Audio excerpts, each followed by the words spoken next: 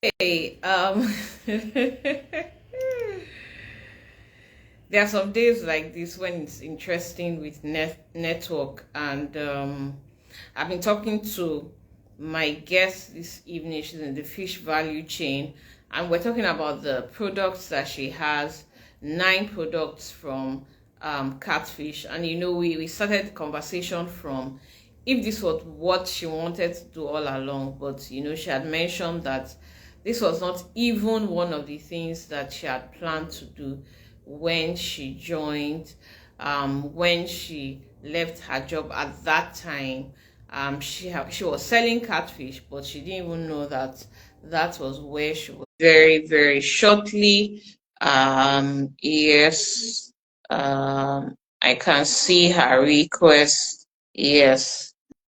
The network challenge is, I think, from my end, because I know that earlier today I've had challenges with network. But I'm sure that she'll be able to come in shortly so that we can talk a little more about the fish value chain and the work she's doing with fish, and how you also can get into the value chain, how you can take advantage of some opportunities that she has. She's big on training the youths and women, and that might be something that might be beneficial to you, or to a group that you know. Okay, it's saying that she's not able to join. Let me try again. Network, cooperate with us. We are almost done with the conversation. So just be nice, act normally. Aha, she's Yeah, another day. yeah, welcome back. Yeah, welcome back. So we're talking about the um kilishi before we went off. Okay, so I wanted to ask a question, right? Fish is a very sensitive product, right? So how do you ensure that every batch that you produce is the best quality all the time? Because what we see sometimes is some people have products, one batch is good, the other batch. In fact, there was one time that I had advertised catfish to someone. Um, Someone was selling, so I done all the marketing and all of that. And the person said, okay, he wants to buy it. And the one the person sent to that person was the burnt one. I don't think the Or person ever bought again. So after how that. do you ensure that each batch is good quality all the time? Okay, for us, of course, in fish processing, there are standard procedures to be followed. That's just Hmm. the basic. Ensure that you follow your procedures, well. Whether whoever that is handling, notwithstanding, ensure you follow your procedures well. Now, Hmm.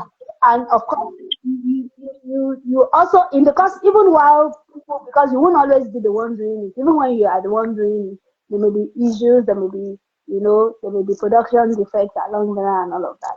Once you realize a particular batch or a particular part of the production is not what you expected it to be, then you take it out. You take it out. Hmm. That's in cost of production, a processor may incur losses.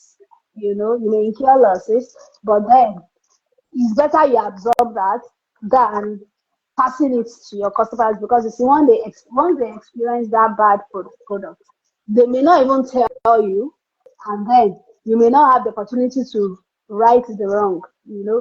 Whatever bad that will cost your business. And another thing is that we Hmm. batch, we batch and check.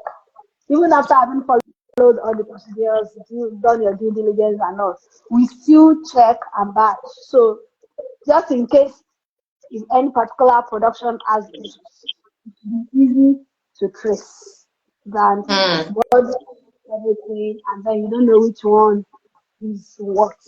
You don't know which one is bad. You don't know which one has issues because you have put together everything. So that's Hmm. what moment. That's what we do. Okay.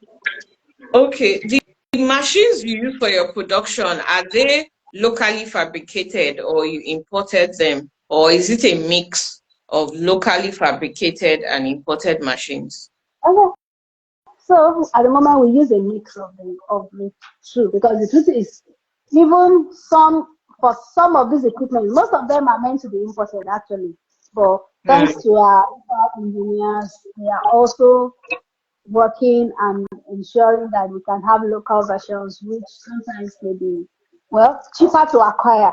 Does not Hmm. necessarily mean cheaper to maintain or operate. But at least Hmm. you don't have all the dollars or USD to get in the imported ones. You can start with the local ones. At least you get your production going. Even and NAFDAC too can approve local equipment, provided they are fabricated up to standard.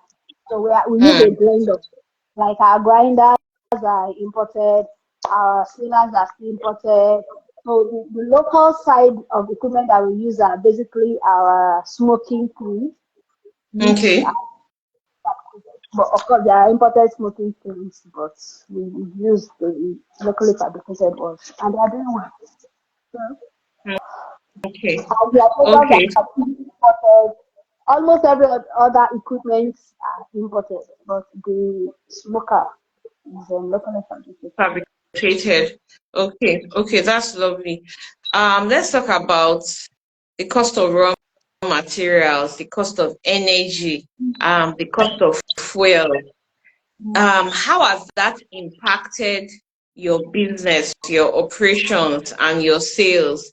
You know, I was asking someone the other time that how many price adjustments have you had to make this year?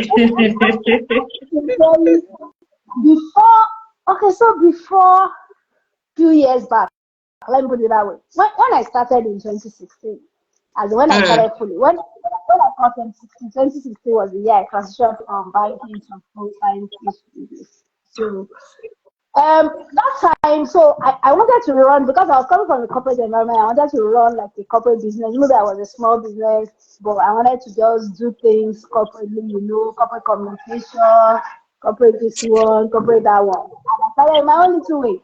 So I told myself that I was not going to be changing my price until maybe like 2 years.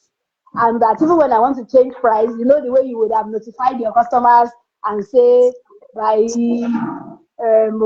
next 2 months or beginning of next year, our mm, prices will now be. That's what I was doing, and I was happy with myself. Fast forward to recent years, you can even change price 3 times in a month. mm, Everything is just up. You buy when the feed you are giving your fish, you have increments in price like 3 times in a month. mm, When you have one increment and you are still trying to adjust your price, your customers are still complaining they've not even accepted the new price, then you see that another increment has come. And then mm, because of my background, I was taught as an agriculturist that food is a basic need and as such should be affordable. That as a food mm, producer, as a local food producer, you are not meant to put so much margin so that people just put your barest possible to be able to run the business and make some profit. Not that you now be putting margin like it's jewelry or like it's a bag or those mm, other things. So because the mm, margin is not so high, any movement in input price is an issue. It's mm, an issue. Feed price will go up. While you are at it, cost of charcoal will go up. Cost of electricity will go up. Cost of raw materials, packaging material, everything will go up. Where would the and you already kept a low margin because it's local food. What will you say? If you say your price has moved from A to B, they'll start asking you, is it fuel? Is it dollar? Is it this one? Is it that one? And you will explain. You say explain, no evidence. You got all these things are adding to your bottom line in reality. Now, the feed you feed the fish, part of a lot of it is imported. Even the maize for the feed is imported. The fish meal is imported. By the time the dollar is flying up, feed price is going up. And then what you are mm. feeding your fish is going up. So why will the price of your output now remain in one place? It's not going to work. But then, Hmm. I have gradually moved myself from corporate communication about pricing to real market situation. If today price moves, please, oh, this is a new price because I couldn't keep up. There was no way we could Hmm. keep up. There was just no way we could keep up. So I had to let people know that this is the market reality. Is what we buy that we will sell. We cannot run Hmm. at a loss.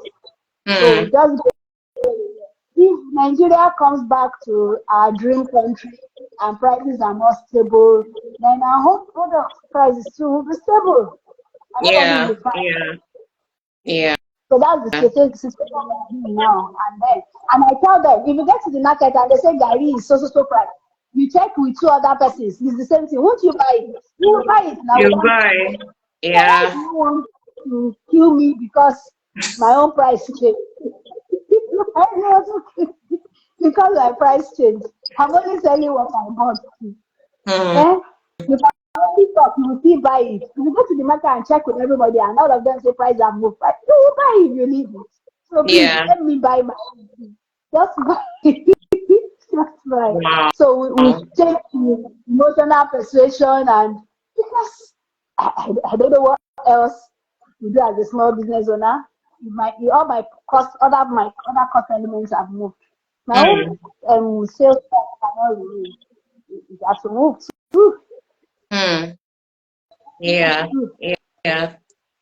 Okay, so I know that you are committed to attending trainings to improve yourself and your brand. So how do you still find time to do this and manage operations at the same time? Different trainings in different places, because you are positioning your brand, and that's just lovely. But how do you merge this with still running your operations smoothly? That's a good one. Sincerely, there's no better thing a business owner can do for themselves than to improve. Just find a way. It's not going to be easy, Mm, but it's just that. So that said, we are, and the fact that we also train. So you can't just mm, be relying on you to train people. You have to mm, update. You have to know the recent findings and all of that. But having to keep up, definitely, if there's no backup, if there's no other staffs, if there's no support, a solid support back, and you can't be jumping around because one will definitely affect the other. You can't be on the training for 2 weeks or 6 weeks mm, and keep your factory open, empty, locked. Your customers will definitely move to another place. So I have mm, team members that support me, and of course they already know what to do, whether I'm there or not. And of course, I have supervisors too. I miss them that could, you know, supervise all the other people. And we try to do we also try to implement the maker checker principle that banks use. So if somebody makes it, and another person will check it just to be sure that we are seeing shield, whether I'm there or not. So that's what has really helped me. mm. And that way I can focus on my other things I'm doing as the trainings and all of that, then breathe in, come back, join the flow and all. Hmm. Lovely. So let me ask you this question. If we were to start today, looking back at where you started from, if you were to start all over today, what do you think you would have done differently from 2016 when you started? Assume that you are starting in 2024. What do you think that you would do differently? A lot. Sincerely, I would do a lot differently. So when I was coming into this business, I felt I did not need it. I'm like, Hmm. what's there? Not fish. Me that I have first degree and masters. I've worked in the bank for 8 years. What do they want me to do? I cannot do. And then we will do it. And I didn't know I was very wrong until later. So I would, Hmm. if I start all over again, I will seek training first. As a matter Hmm. of fact, before I even knew about that people could fund your business, you could get funding, you could get grants and all of that. It took me some years. As a matter of fact, I was out over 40 before I knew. Mm. That means you would have missed out on some grants. The others 35. I cannot, there was no way I could go back to them again. And I see people doing things not that cannot even measure up to what I was doing. Getting this money, I'll be like, Mm. is it a lie? Is a lie. Who will give you money? When I saw that it's true, they are giving people money. Let me to try. They say, I know, madam, it's just 35 and below. I'm like, Jesus. Why didn't I get somebody to tell me all of these things before I Mm. crossed that line? I would Mm. have been able, I think I'm smart in my own way. I would have been able to get some of these things. Yeah. So training is very key. As a matter of fact, I scream it, I hound it for everyone I have opportunity to train. Please get knowledge by Mm. all means. And it makes a lot of difference. That's just the truth. And I'm so happy for some of my students because they're really doing well. I'm like, don't Mm. make the mistake I've made. And then all my mindset was, oh, so this you buy and sell. I buy, I sell, I make money. Business has gone beyond buying, selling, making money, and all of that. There are a whole lot of things Mm. you could do, you know. So that training for me is very, very important. Start early. Whatever it is you want Mm. to do. It's good you have a corporate background because it helps you also impact whatever it is you want to do. But start early. Whatever Mm. now, everything is tilting towards youth and women. Start early. Yeah. If you don't want to do something. And another thing I would have loved to do if I have another opportunity is that while I was on my 9 to 5, a lot of my colleagues were running their businesses. Even though, Mm. yes, it was against the bank's policy then that they're saying, okay, no parallel, whatever. I forgot how they were saying that but people were running, rather it's not like you are doing banking business and you are not using banking hours to run the business. People were doing their stuff. I'm like, no, I don't want to do, I want to face the job that's paying me salary. By the time I left, I had to like more or less go and start paying rich. Whereas Mm. if I had it on the side, it would have, I would just have built it, I would just have taken it off from where you understand? So I think if I had another opportunity, I would want to do that. I want to start early. I want to because then I was thinking I don't have time. But sincerely, indeed, there's no time. That's how those my colleagues were doing their other businesses. Those that have Mm. schools, those that have money lending businesses, those that sell clothing. Everybody was doing their thing. Inside the no Mm. money, no money. For me, I'm like, no money, no time. I beg. Let me just eat my salary. Let me just manage my life, you know. So for me, I would rather want to start early and manage. Know that there's nothing convenient, there's nothing easy. You will always have excuses. But after a while, those excuses will no longer sound good to you again. The same excuses Mm. you were giving that was making it look like, oh, you are doing the best. By the time you now listen to the same excuse later, it's not going to sound good to even you again. You'll not be ashamed of the excuses you've been giving. So I think Mm. those are the three things I have to really have differently if I have an opportunity again. Okay, you mentioned your students now, and you said you have trained like more than 100 youth. Is this a one-off training or is it ongoing? If anyone is interested in accessing those trainings, is this something that you still offer, or is something that you did once and you just closed it up? Okay, so our training is an ongoing training. Our trainings are in two parts actually. So Okay. we're in collaboration with some tertiary institutions and some non-profit organizations like Lion Club in Ikorodu, then some universities, about 10 universities and polytechnics, where they send us their either their fishery students or other agric students that are interested in aquaculture. They send them to us on their 6 month, 3 months, or 2 months COSIT. So they intern Okay. with us, take them through, what is possible in aquaculture, and then we advise them to decide on whichever value chain they want to engage in. So Mm. they use that as series opportunity to learn the practical side of aquaculture. before they return Mm. back to school. A lot of them are doing very well. So we have the other part for the paid students, those that are not coming in from those institutions, but maybe they desire to do the fish business, or they started, some people also started like me, and they didn't have the Yeah. opportunity to make it right. I've seen students that they had money, they will buy smoking tea, they will invest heavily, then they will employ staffs, thinking that that will make the business succeed. After spending millions, their fish is always burning, the fish is not coming out well, they're having issues. Then they will now come back and have Mm. themselves trained. Because the good thing is, if you are trained, even if you are not the one really doing the day-to-day activity, you can tell them what you want.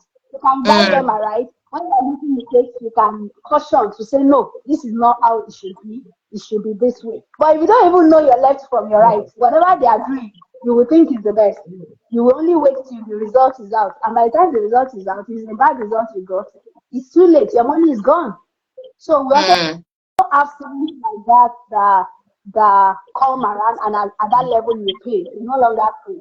The only set of Yeah. people who will run training for students still in school that are interested, because one encourage young people. We know that we hear it all around that young Nigerians don't want to do agriculture again because you can't make so much money and all of that. But they aren't entirely true. So make them see that it's possible. You can make money, you can live a decent life, you can be up to par with your colleagues, your other colleagues working in the bank or wherever. You can be up to par with them. You can even be bigger. It all depends on Mm. how you perform. So, and we are gladly doing that. We are happy that a lot of them are doing well also in their own businesses. So the idea is either you want to go and set up your own fish business, or you want to work as an experienced hire with another agri business. Hmm. Hmm. Well done, well done. This is very, heartwarming, and it's very encouraging. So for those who are interested in getting training, for the students training is free for the students. But for you who is an established business, pay. And like she mentioned earlier, it's always best to prioritize training. I know that most times people just want to jump in and dive in. But what typically happens is when you jump in, you lose money. And if you are not averse to losing money, it's okay to jump in. But if you don't like to lose money, you should get training. So distributorship opportunities, do you offer distributorship opportunities for those who want to distribute your product? Do you do like custom production, souvenirs, and bulk packaging for people? And if people want to place orders, where can they place orders for your products?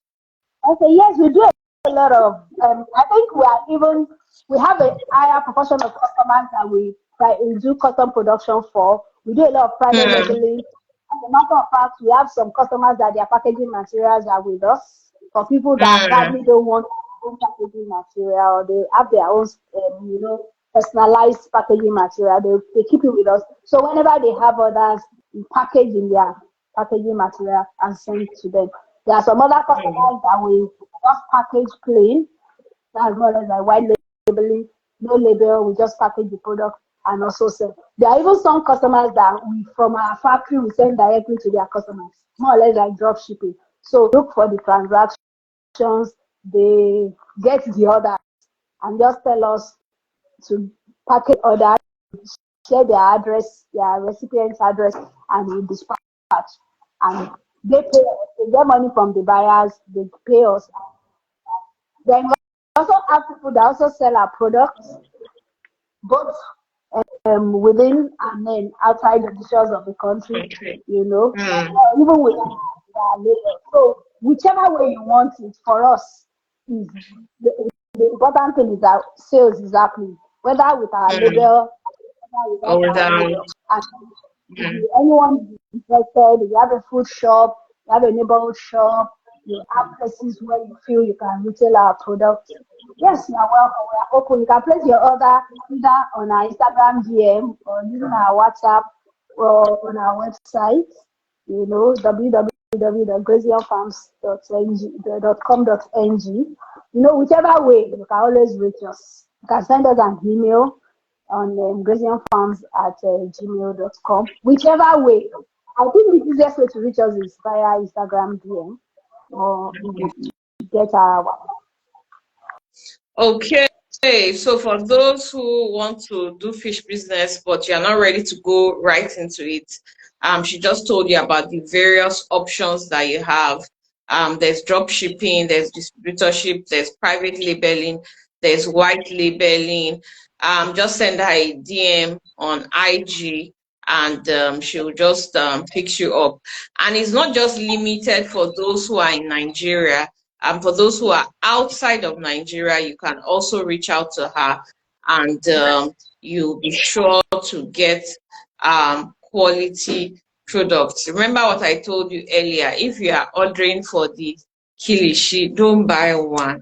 No, just buy more than one so that so that you don't get angry that you have to pay for another for delivery cost 2 times, because after buying that one you want another one. It has been a very, very great honor having you here this evening.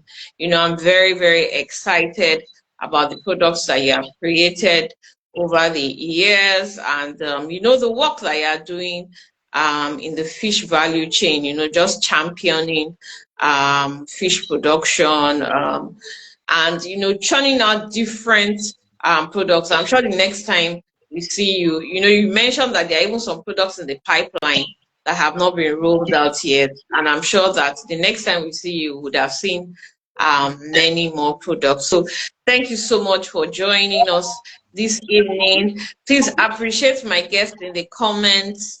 She's doing a healthy job, a good job of value addition and putting healthy products on our shelves locally and globally. Follow her on IG, Graceaion Farms, and order her products within and outside the country. I know she has to go now. We have a time. We agreed on the time. But I don't know, is there anything you would like to say before you leave us this evening? Okay. Well, what I would say is that we desire that every household will eat more fish daily. Mm, Nigeria is a country with a lot of potentials for fish. We don't have any business importing fish, and mm, currently we are importing more than we produce. So mm, let's start eating our own fish. We don't want catfish. There are other fish. Farmers too are doing a lot. There's a particular fish in the market that they call Thailand. Currently, we are growing that fish. People are farming it. Nigerians are farming it. There are like 4, 5, 6 different types of fish that people are farming now. Just eat Nigerian. Let's, you know, encourage your household members to eat more fish daily. If you are not eating it as your soup, you can eat it as a snack. You can eat it in your food. Just eat it whichever we want to. Thank you so much. And I'm doing a good Thank job today. you. Thank you. Thank you so much for joining us today. And we'll be back next week on our IG Live with other value added products from Africa. My name is Ade Tokumba Adewoyin. Till I come your way next week, I encourage you to think African and buy African. Please enjoy the rest of your evening. Thank you so much, Ma, for being here. Good night and enjoy the rest of your evening, Ma. Good night. Bye. Bye. Bye. Bye.